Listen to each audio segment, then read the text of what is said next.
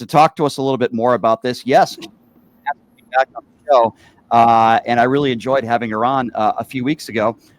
She is a PhD, Dr. Darcey Merritt, joining us on the show to talk a little bit about Joe Biden's cancer. Dr. Merritt, thank you so much for being here. It's good to see you. How are you?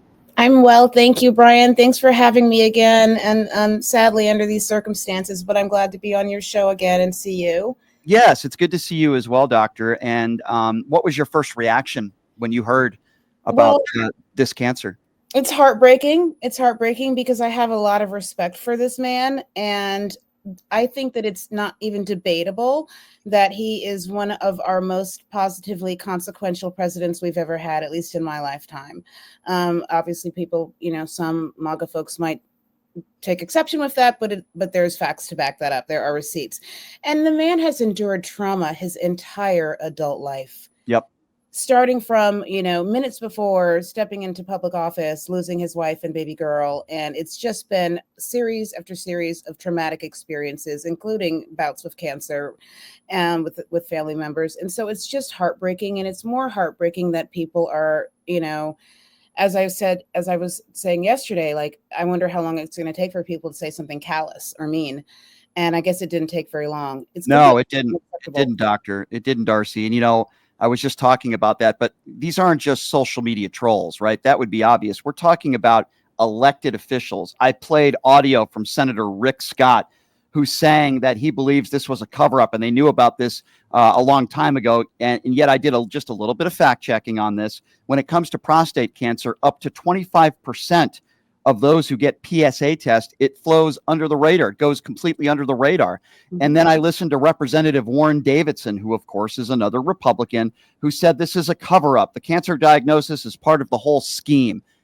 These people are so despicable and they're so disgusting. And not only is there no evidence to prove what they are saying, it'd be one thing if there was some evidence to prove that. Like, for example, if there was a test that came out a year and a half ago, and they kept it silent, that'd be horrible. But there's no evidence to prove that. And instead of just saying my thoughts and prayers are with the family, and like, while I didn't like Joe Biden as a president, that's irrelevant to this conversation. We hope he makes a full recovery. And I haven't heard hardly any Republicans talk like that. Well, the hypocrisy is quite rich, right? And of all presidents, we know Joe Biden is one that trusts in modern medicine and science, as opposed to these other people. So if he had known about this, which clearly he didn't, this is just spin and lies, he would be getting treatment, is what I was told earlier today. And keep in mind, I'm a PhD, like Jill has a doctorate in education, despite Donald Jr. pretending that he thinks that Joe Biden's wife has a medical degree and should have diagnosed him. I don't think he knew. I think it snuck up on him. I absolutely think, given his experience with these issues in the past, he would have had all kinds of treatment early on.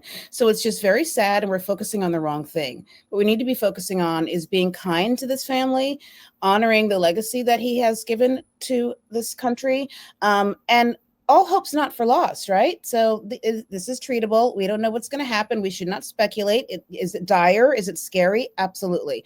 But we should not add to that anxiety that the man is already probably enduring, and of course, along with his wife and children. It's just terrible. And these people are just, you know what, Brian, I swear, it occurred to me the other day, I'm thinking maybe during Elon's quest to get rid of waste, fraud, and corruption, whatever he was doing with Doge, maybe part of that waste was all of the mirrors that the Congress people and cabinet members have. Maybe he eliminated all of their mirrors so they can't look at themselves in the mirror and be held accountable for their deplorable behavior. It's cruelty. And Joe Biden is the absolute opposite of cruelty. Yeah, I agree with that 150%. Listen, I've had my criticisms for Joe Biden. I thought he should have stepped down much sooner. But with that being said, that's irrelevant to this story, at least in my opinion. Decent, good people, regardless of what side of the aisle you're on. And, Joe Biden was the first guy to pick up the phone when Mitch McConnell was having those freeze-outs. I know Joe Biden didn't always agree with Mitch McConnell, and certainly I didn't either. But Joe Biden picked up the phone and just said, "Are you okay? How are you doing?" How do we know this? Because Mitch McConnell talked about it publicly. And I think of the Paul Pelosi hammer attack, right? Mm-hmm. And I think of people like the Matt Gaetzes of the world, the Ted Cruzes of the world that weren't wishing him well. They were spreading conspiracy theories that it was some sort of gay relationship. And then when the police report came out, they didn't retract anything. And to me, it's very similar to this. And I think it's even more vicious with the horrible statements that are being made.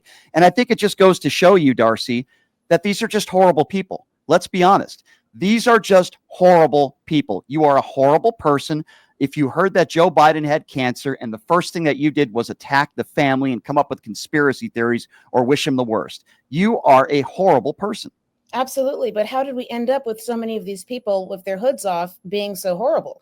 That's what scares me the most, is that they're just out there and they're not even acknowledging, like, what are these people teaching their children?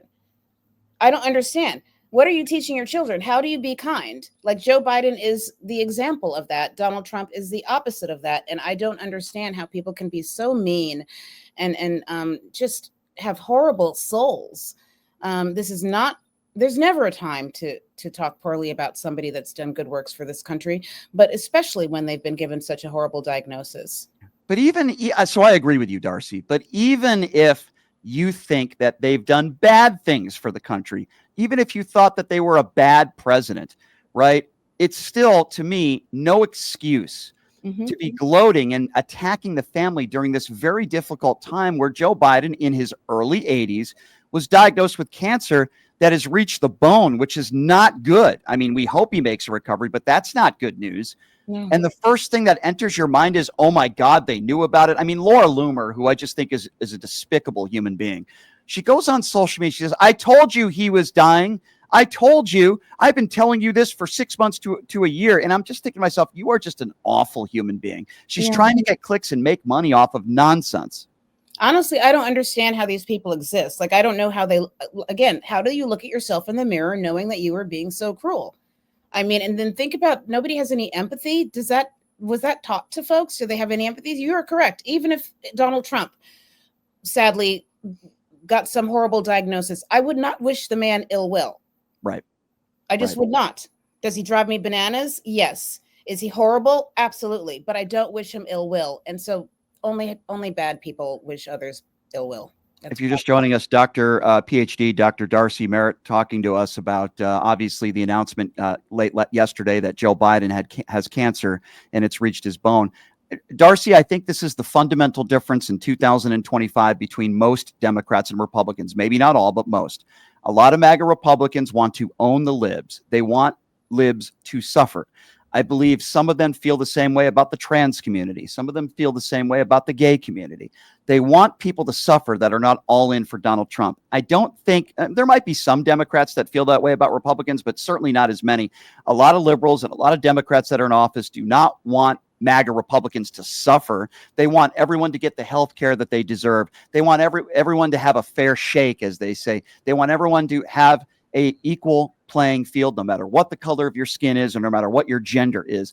I just feel like this is just once again, another example of MAGA Republicans and their despicable behavior, and another example of when people on the left show compassion. And I just think it's getting to a point now where are we at as a country when a former president of the United States who just left office several months ago, who by all my take on it is a decent human being. I might not agree with some of the things he's done, but Joe Biden's a decent man, as you mentioned, has suffered a lot of loss. And we're at a point in our country where there are so many people on the far right, not just people on social media. I probably wouldn't even be talking about this if they were just a bunch of Twitter trolls. We're talking about elected officials on the right that are calling this some sort of conspiracy theory that they knew about this all along. Well, I mean, aside from most of these people being in a bona fide cult and the others who are not in a bona fide cult just being absolute cowards, I don't understand how they can even function with it, like behind closed doors with their own people. How do you justify that unless this has been going on and this is just how you live? And so the permission structure has been given by Donald Trump to be evil. He's given us a permission structure and to lie. And so his mantra should be, let's go ahead and accept people being evil. Let's be cruel, because the point is to be cruel, right? That's the whole point. Let's make others who we are threatened by, who we don't like, who we don't want to help because we have no compassion, we have no empathy. Let's make them suffer and let's make it as blatant as possible. And that's a permission structure. That's why you have, the hoods are off. People are calling little children the N-word. People are being sent to countries they don't come from with no due process. It's all distraction, but it's cruel. It's absolutely cruel. And he's got Kara Liar out there. I call her Kara Liar. And she's out there. I mean, it's just constant lying and gaslighting. And it's scary. It's actually scary. Yeah, I'm going to play some of that audio with her press conference earlier today, a little bit later on in the show. It really is sickening and disgusting. Every single day she embarrasses herself on a world stage. But sadly, there are a lot of people that believe what she says. Same thing with Donald Trump. Without getting too much into detail, Darcey, because I know this isn't what you specialize in. But when I hear that this man, Joe Biden, has prostate cancer and it's reached his bone, that is not good. I mean, cancer is never good, no matter what phase you are in, obviously. But when it's reached your bone, I'm not saying, he can't get help with hormones, because that's what they're saying. He might be able to get help with hormones. But from my understanding, this is really bad, and this could be dire. And we hope that's not the case. But from what I've been hearing, it certainly could be. No, I've heard the same. Now, again, I'm a PhD. I'm not a medical doctor. However, this is very bad from what I've researched and what I understand from the experts that are medical doctors. And his age also does not help. I can't imagine that the stress of having been in the government and being in public service, and then, being in charge of the whole country for so long and under attack from all MAGA at every other minute. Stress also plays a role in it. So I got to tell you, though, Brian, if anybody on this earth can beat such a thing, it's Joe Biden. He's been through a lot in his life. And that's, for me, without getting emotional, but for me, that's what resonated to me with Joe Biden the most. When he talked about loss, when he talked about grief. Anybody who knows me knows I'm a pretty emotional guy. And when he talks about the car accident where he lost his daughter and his wife, I mean, I just can't even fathom. And then losing his son, Beau, to cancer, the loss that this man has had to experience in his life. And listen, we all deal with loss in different ways. We all deal with emotion in different ways. Certainly I do. But I just can't imagine the suffering that this man has had to go through with losing a daughter and a son and his first love. I just, that resonates with me when he talks about that. Yeah, it's deep in his soul. And so he does know loss more than most people. He knows trauma more than most people. He knows adversity more than most people.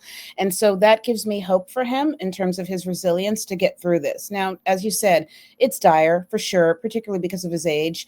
However, he knows how to cope better than most of us. So we need to hold him up in the light. At least I'm going to be holding him up in the healing light so that he can be surrounded by love and, the best doctors that are available to him, and some peace. The man needs some peace. He needs to be left alone. He needs to not be disparaged and picked at by these evil, cruel people who want nothing but to do harm. And shame on them. Shame on all of them. And so one day they're going to find themselves probably in a pretty bad situation, and they're going to hearken back to the time that they were cruel to Joe Biden. I hope so. I looked at, and I don't listen to this clown, but Charlie Kirk is just a horrible human being. And the name of his podcast today, the title of his podcast is The Joe Biden Cover-Up. We are talking not even a day. We are talking hours after the announcement was publicly made that Joe Biden has cancer. And the first thing that Charlie Kirk thinks about is getting clicks and making money.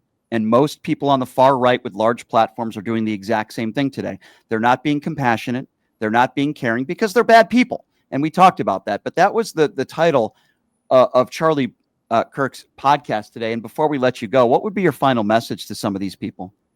Well, just to go back to what you were just saying, how about this try this on for size? Why is it his responsibility, he's no longer president anymore, to share with us his medical records? We can't even get Donald Trump's true medical records for the whole time he's been on the scene. So why he doesn't owe us that? He could have been diagnosed, December 1st. We don't know that. I don't think it was the case because I believe the man. However, get out of his business and let the man heal.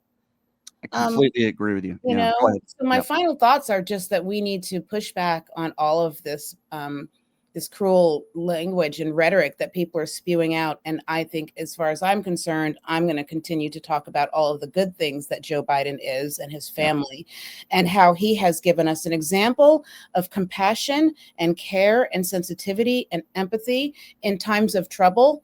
And so I'd like to prop that up instead of, all the other shit.